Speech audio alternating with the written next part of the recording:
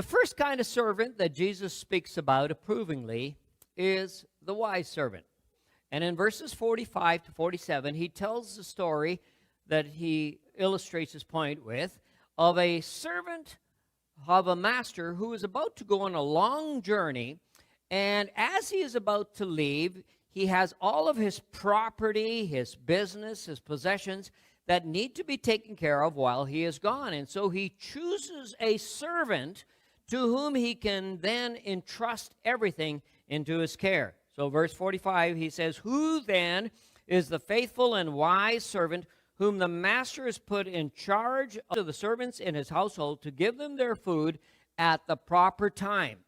And so the one thing that makes this person a wise servant is that he does what his master expects him to do while he is away.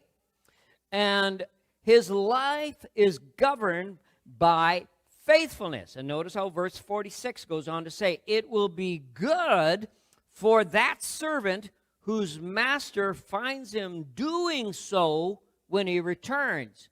He is a faithful servant in that he does what the job description he left him with required him to do.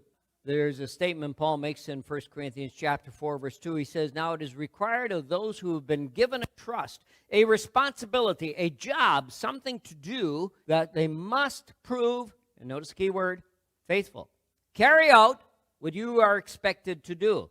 The New American Standard Bible translates it this way: "It is required of stewards that one be found trustworthy." The definition of a steward is this: someone who manages another person's affairs.